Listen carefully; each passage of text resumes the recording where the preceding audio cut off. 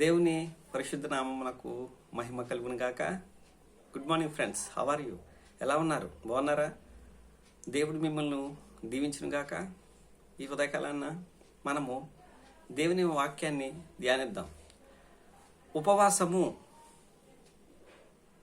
ద్వారా దేవుడు మనతో అనే విషయాన్ని బట్టి దేవుడు నీతో నాతో మాట్లాడబోతున్నాడు. ఉపవాసం అనగా దేవునితో సహవాసము.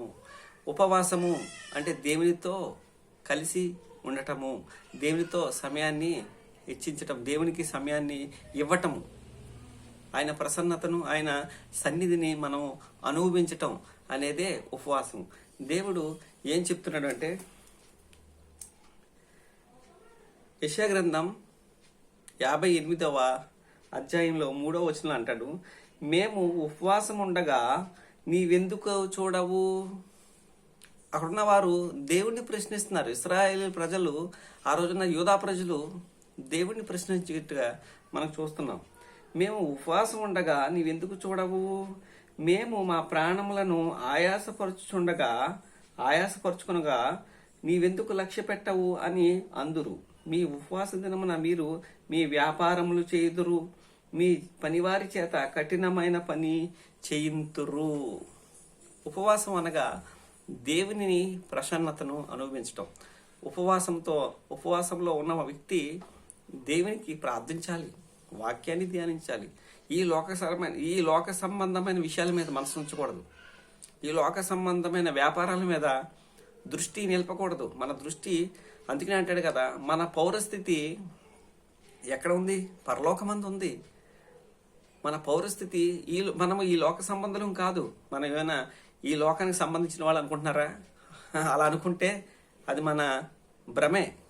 మనం కొంతకాలం ఇక్కడ ఉండి నివసించి ఆనందించి సంతోషించి మనం వెళ్ళిపోతాం. దేవునితో మనం సహవాసం చేయాలి, అదే ఆయన కోరుకుంటున్నాడు. దేవునితో సహవాసం అంటే ఏంటి? దేవునికి ఇష్టంగా, దేవునికి ఇష్టానుసారంగా, దేవునికి ఇష్టంగా మనం ఉండాలి అనేదే ఆయనకు నిజమైన ఉపవాసం. అంటే ఏంటి? యెషయా గ్రంథం 58వ అధ్యాయంలో అంటాడు కదా, ఒకడు జమ్ము వలె తల వంచుకొని గోనెపట్ట కట్టుకొని బూడిద పరుచుకొని కూర్చుండుట ఉపవాసమా? మోకరించేసి ప్రార్థన, భోజనం మానేసి ప్రార్థన, మీ ప్రాణాలని ఆయాసపరుచుకొని దుఃఖపరుచుకొని ఏడ్చేస్తూ ఉంటారు. జమ్ము వలె తల దించుకొని ఉపవాసం మంచిదే, దేవుడు కాదంటలేదు. కానీ నిజమైన ఉపవాసం అనేది దేవుడే చెప్తున్నాడు. ఏంటి అంటే, దుర్మార్గులు కట్టిన కట్లను విప్పుటయు, కాడిమాను మేకులు తీయుటయు, బంధింపబడిన వారిని విడిపించుటయు, ప్రతి కాడిని విరగొట్టుటయు నేను ఏర్పరచుకొని నా ఉపవాసం కాదా? నీ ఆహారము ఆకలిగొన్న వారికి పెట్టుటయు, నీ రక్త సంబంధికి ముఖము తప్పింపకుండుటయు, దిక్కుమాలిన భేదలను నీట చేర్చుకునుటయు, వస్త్రహీనుడు నీకు కనబడినప్పుడు వానికి వస్త్రములు ఇచ్చుటయు, ఇదే కదా నాకు ఇష్టమైన ఉపవాసము.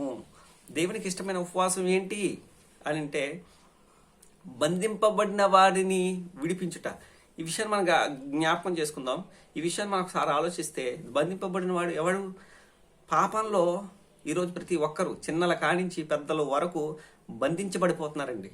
పాపానికి దాసులుగా, పాపానికి కట్టబడిన వారుగా.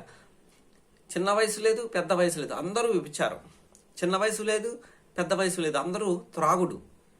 చిన్న వయసు లేదు, పెద్ద వయసు లేదు, అందరూ కడగా అబద్ధాలు, మోసాలు, వరిష్టానుసారమైన పాప కృత్యాలు చేసి వారు బందీలుగా పాపంలో చిక్కుకుపోయారు. కాబట్టి ఆ బందీలుగా చిక్కుకుపోయి వారు ఏం చేస్తున్నారంటే, మోసాలు చేస్తున్నారు, తద్వారా పాపాన్ని చేస్తున్నారు. క్షణికావేశంలో ఆత్మహత్యలు చేసుకుంటున్నారు, క్షణికావేశాల్లో ఇతరులను చంపేస్తున్నారు. ఆ పాపంలో బంధింపబడిన వారిని మనం ఏం చేయాలి? దేవుని వాక్యాన్ని చెప్పి వారిని విడిపించాలి.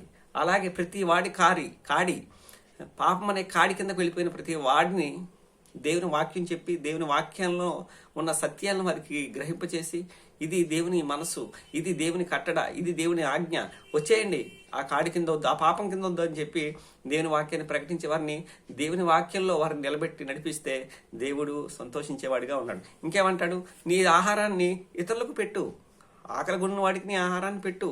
నీ కనబడిన వాడు వస్త్రహీనుడు నీ దృష్టి ఎదుట కనబడినప్పుడు నీకున్న దాంట్లో సహాయం చేయి. దేవుడు నీకు ఇచ్చిన దాంట్లో నువ్వు ఏదైతే చేయగలవో నువ్వు చేయటం, అలాగే నీ రక్త సంబంధికి నీ మొహము తప్పించటం, ఇవన్నీ కాకుండా ఆ రక్త సంబంధికి ఎందుకు మొహం తప్పించాలి? వారికి మీకున్న మధ్య ఉన్న గొడవ ఏదైతే ఉందో, లేదా వివాదం ఏదైతే ఉందో, లేదా మీ మధ్య ఉన్న మనస్పర్ధలు ఏమన్నాయో క్షమించే. యేసుక్రీస్తుకు కలిగిన మీ మనసు మీరును కలిగి ఉండండి అంటాడు. రక్త సంబంధిని నీకు అతను నీ పట్ల ఏమైనా ఏదైనా ప్రవర్తించిన తప్పుగా ప్రవర్తించిన క్షమించే, తద్వారా నీకే ఆశీర్వాదం. యేసుక్రీస్తు లాంటి మనస్తత్వం నీకు రావాలి అని చెప్పి దేవుని మనసుని రావాలని చెప్పి అంటాడు. ఇంకా దిక్కుమాలిన భేదలను ఇంట చేర్చుకున్నట్టు అలాగే ఏమంటాడు? ఇదే కదా నాకు ఇష్టమైన ఉపవాసం, దేవునికి ఇష్టమైన మనసు. అంతేగాని ఉపవాసం చేయాలి, ఓ పక్క దేవునితో ఉండాలి, ఇవన్నీ చేస్తే దేవుని సంతోషిస్తాడు. కనుక ఈ ఉదయకాలన్నా నిజమైన ఉపవాసం ఏంటి అనగా మనం ఇతరులని దేవుని చెంతకు నడిపించడమే కాకుండా ఎవరైతే పాప బంధకాల్లో బంధించబడ్డారో ఆ బంధకాలని ఆ కట్లు విప్పి క్రీస్తు చెంతకు వారిని నడిపించి అనేక మందికి మనం దీవెనకరంగా మారాలనే దేవుని యొక్క ఆకాంక్ష. అంతేగాని మన ప్రాణాన్ని ఆయాసపరుచుకొని, మన ప్రాణాన్ని దుఃఖపరుచుకొని, బూడిదలో కూర్చొని మతపరమైన